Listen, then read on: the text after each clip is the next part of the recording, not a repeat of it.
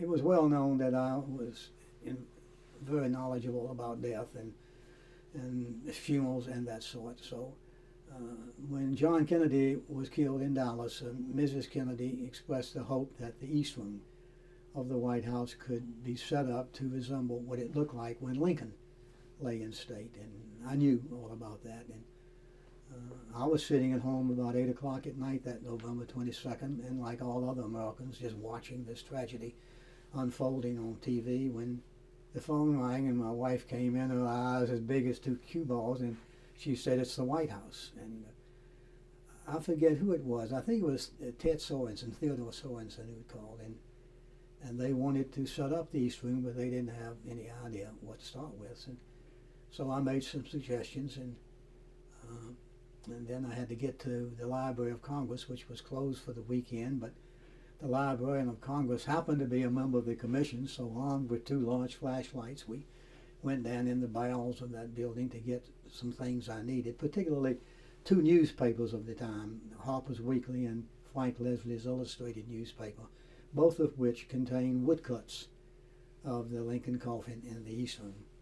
And I had told Mr. Sorensen before going to the Congress library that he needed to find all the black bunting he could find, if at all possible.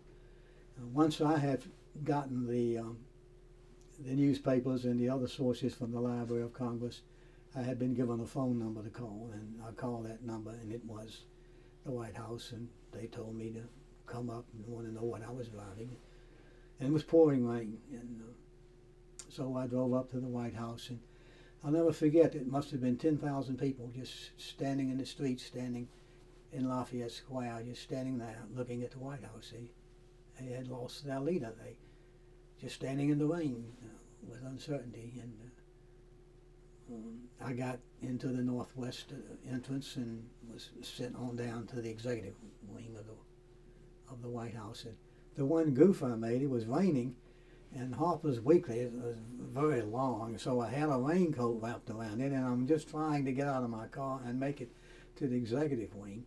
And there was an NBC commentator named Sander Van Oka, who was doing a live worldwide NBC commentary from standing from the White House. And I inadvertently walked right between him and the camera. And I'll remember the look I got as long as I live. But once we got in the White House, it was chaos. People running around and not knowing where they were going. It was just chaos. And I'm not sure whether it was Mr. Sorensen or some other of the president's aides, but I just remember 2 men saying, "Well, we've got to go somewhere quiet." And so I followed them, and we went through a door, and I knew exactly where we were before we went through the door. We were in the Oval Office. And what struck me at the time was he had been dead 10, 12 hours, and the Oval Office had been stripped. The bookcases were bare, the walls were bare of pictures. But the 2 white sofas were there, and the rocking chair was there. And I had sat on the sofa a couple of times, and that's when it hit me. But we moved the rocking chair out of the way and just laid this stuff out on the floor.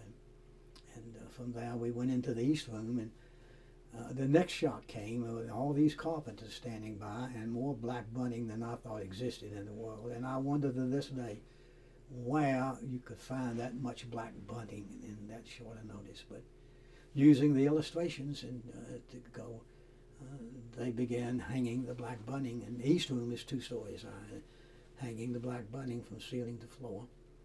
The catafalque, the wooden platform on which Lincoln's casket lay, had been stored in the United States Capitol. Congressman Schwingle, again, entered the picture here indirectly. He was the founder and director of the Capitol Historical Society, the building itself. Most people don't know that beneath that building are about 30 floors. And he'd taken me on tours of the Capitol several times, and I knew that down on one of the 20th, 21st floors, somewhere in there, was the catafalque. And the White House had somehow gotten it out and gotten it there.